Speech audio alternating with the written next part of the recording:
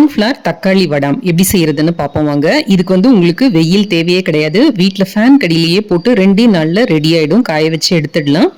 இது செய்யறதும் ரொம்ப ரொம்ப ஈஸி. இதுக்கு நீங்கள் பெருசாக எதுவும் கரைக்கிறதுக்கு கிளறதுக்கு அந்த மாதிரிலாம் எதுவும் கிடையாது. ரொம்ப ரொம்ப சிம்பிளாக ரெடி ஆகிடும். ஒரு பிகினர் கூட ஈஸியாக செய்யலாம். வாங்க இதை இப்போ எப்படி செய்யறதுன்னு பார்ப்போம். இதுக்கு 4 நல்ல பழுத்த கலரான தக்காளி எடுத்துக்கோங்க. கூடவே நான் இங்கே கலருக்காக 5 பேடிகை சில்லி அதையும் வெந்நீரில் கட் பண்ணி போட்டு ஊற போட்டு வச்சிருக்கேன். உங்களுக்கு தேவைன்னா சேர்த்துக்கோங்க, இல்லை காரமான மிளகாய் தூள் வேணா கூட சேர்த்துக்கலாம். இப்போ அந்த ஊற வச்ச மிளகாயும் எடுத்து போட்டு அது கூட 1/4 டீஸ்பூன் அளவுக்கு பெருங்காயமும் சேர்த்து நல்ல விழுத தண்ணி விடாம அரைச்சி எடுத்துக்கலாம். இப்போ இதை வடிகட்டிக்கலாம். அதுல ஏதாவது அந்த மிளகாயோட விதை தோல் ஏதாவது இருக்கும், அதனால இதை வடிகட்டி எடுத்துக்கலாம். நம்ம அரைக்கிற இந்த தக்காளி விழுது 1 கப் அளவு இருக்கிற மாதிரி கணக்குக்கு எடுத்துக்கோங்க. அந்த அளவுக்கு தக்காளி எடுத்துக்கோங்க. சின்னதாக இருந்ததுன்னா அட்ஜஸ்ட் பண்ணிக்கோங்க. இப்போது அந்த மிக்சியில் 1 கப் தண்ணி சேர்த்து நல்லா அதை ரின்ஸ் பண்ணி அதையும் வடிகட்டி எடுத்துக்கலாம். கூடவே இன்னொரு கப் தண்ணியும் சேர்த்து அந்த சலடையில் இருக்கிறதையும் சேர்த்து எடுத்துக்கலாம். இந்த மாதிரி செய்யறதுனால நமக்கு அந்த கலர், அந்த தக்காளியோட விழுது எல்லாமே ஃபுல்லாக கிடைக்கும், எசன்ஸ் கிடைக்கும். இப்போ 1 டம்ளர் அளவுக்கு தக்காளி ஜூஸ், 2 டம்ளர் அளவுக்கு தண்ணி, இதை நல்ல அடிகனமான ஒரு பாத்திரம், நான் இங்கே குக்கர் எடுத்திருக்கேன், அதில் சேர்த்துக்கலாம். இப்போ நம்ம கரைச்ச அதே பாத்திரத்தில் 1 கப் அளவுக்கு கார்ன்ஃப்ளவர் மாவு எடுத்துக்கோங்க. இது கூட 2 கப் அளவுக்கு தண்ணி சேர்த்துக்கோங்க.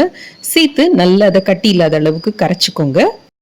முடிஞ்ச வரைக்கும் விஸ்க் வச்சோ இல்லை ஒரு ஸ்பூன் வச்சோ நல்லா கட்டி இல்லாதபடி கலந்துட்டு இதை இன்னொரு தடவை அதே வடிகட்டி நம்ம வச்சிருக்க அந்த தக்காளி விழுதோடு சேர்த்துக்கலாம். இப்போ 1/2 டீஸ்பூன் அளவுக்கு உப்பு சேர்த்துக்கோங்க.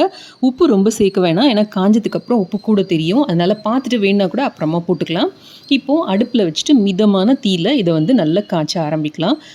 5லேருந்து 6 நிமிஷத்துக்குள்ளார இது சீக்கிரமாக கெட்டியாகி கிடைக்கும். பக்கத்தில் நான் 1 கப் அளவுக்கு வெந்நீர் ரெடியாக எடுத்து வச்சுருக்கேன், தேவைன்னா சேர்க்கறதுக்காக.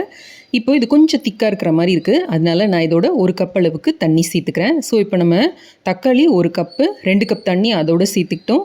கார்ன்ஃப்ளவரோட 2 கப் தண்ணி, இதுக்கப்புறம் 1 கப் தண்ணி. ஸோ 5 கப் தண்ணி, 1 கப் தக்காளி விழுது.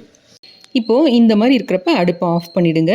நீங்கள் அந்த கரண்டியால் எடுத்திங்கன்னா பின்னாடி அதை அழகாக ஒரு கோட் பண்ணுற மாதிரி இருக்கணும், ரொம்ப கீழே வழியாமல் இருக்கணும். அந்த ஸ்டேஜில் எடுத்துக்கோங்க. இது கூட 1 டீஸ்பூன் அளவுக்கு எள்ளும் 1 டீஸ்பூன் அளவுக்கு சீரகமும் சேர்த்துக்கிறேன். உங்களுக்கு வேறு என்ன விருப்பம்னாலும் நீங்கள் சேர்த்துக்கலாம். கருவேப்பிலை, கொத்தமல்லி அந்த மாதிரி ஏதாவது வேணால் கூட சேர்த்துக்கலாம். இப்போது ஷீட்டை போட்டுட்டு வளையல் வச்சு அந்த ஷேப் அழகாக வரணுங்கிறதுக்காக வளையல் வச்சுட்டு அதுக்குள்ளே அந்த நமக்கு எந்த ஷேப்பில் வேணுமோ அந்த அளவுக்கு விட்டுக்கலாம். ரொம்ப அதை தேய்க்க வேண்டாம்.